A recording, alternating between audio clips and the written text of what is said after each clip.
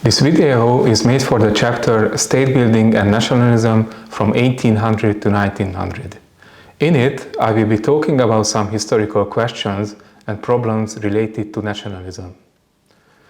The emergence of modern nations and nationalism is one of the most important and complex phenomena of the 19th century.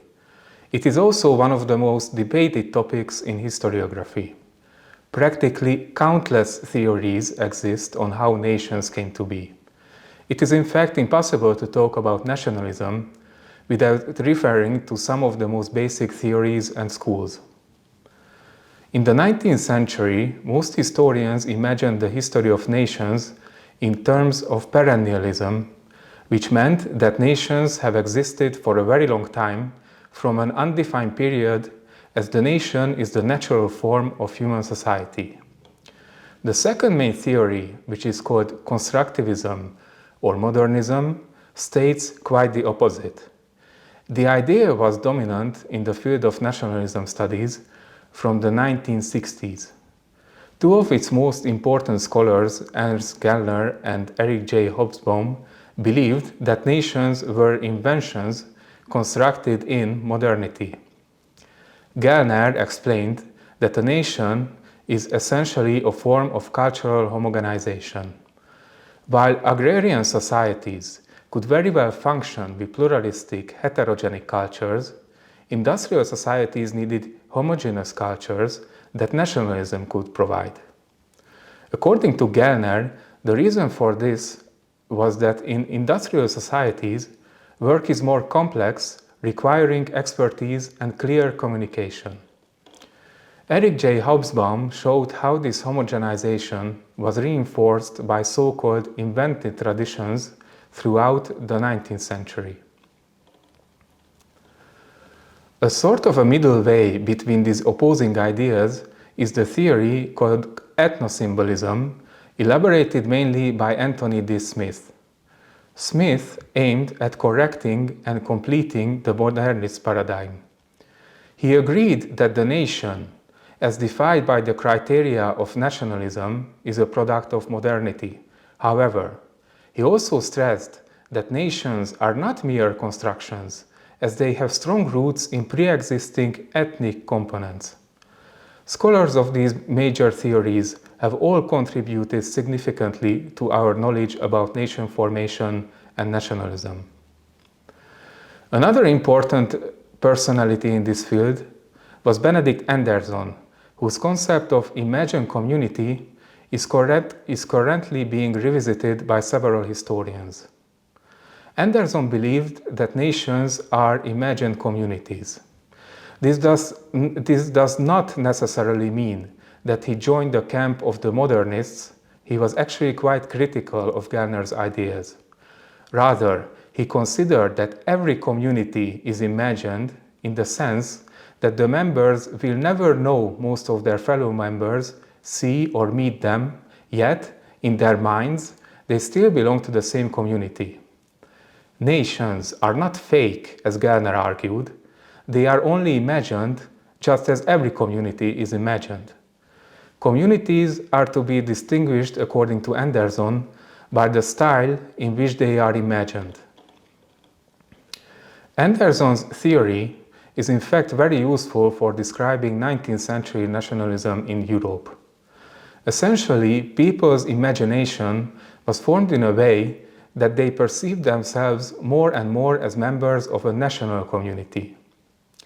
Different political institutions, symbols, national literature, economic and cultural practices all contributed to this process. For example, historians in the 19th century presented the past of their respective community as national history. They narrated the history of the nation as alternating periods of prosperity and struggle, while portraying the life of their people whose origins were rooted in medieval or even ancient times. Monuments, paintings, and caricatures were decorated with iconic allegories as personifications of the nation, which could either be female, as Marianne, Britannia, or the Dutch maiden, male, or even animals, as the English lion. In the economic sphere, Standardized weights and measures, as well as common national currencies, let different regions grow together. Although nationalism was a crucially important idea in the 19th century, it should not be considered as omnipresent as nationalist activists at the time wanted it to be. In people's everyday activity, the national idea was far from being omnipresent. For instance, in Habsburg Central Europe, local experiences of nationalism were far from being homogeneous, and national consciousness was not capable of determining all aspects of life, as the works of Peter M. Johnson have shown.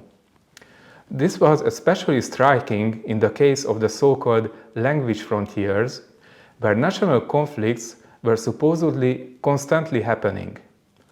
Instead, people's self-identification did not necessarily revolve around the idea of the nation, and often they did not define themselves with this category.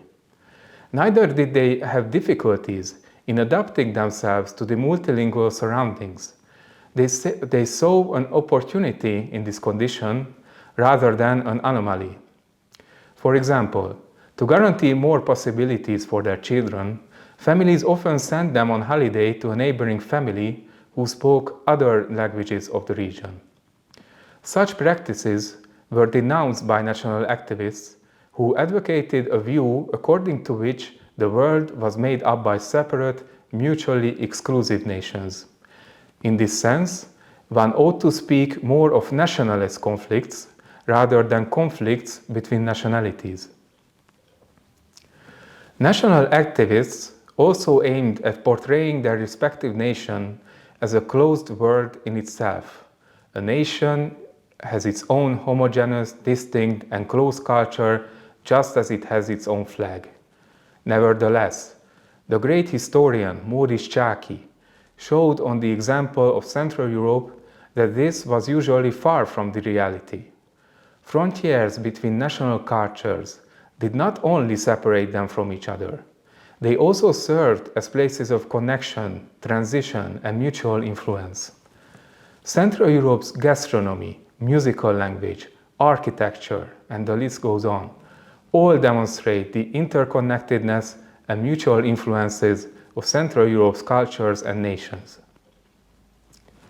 In conclusion, nationalism is rightfully seen as one of the most significant phenomena of 19th century Europe, with immense political, social, economic, and cultural impact. However, its apparent omnipresence in the discourse of the period should not be overemphasized, as individual and regional identities continue to be crossed by a multiplicity of allegiances and interests of a different nature, and clear-cut ethnic differentiations did not always take precedence over everyday practices.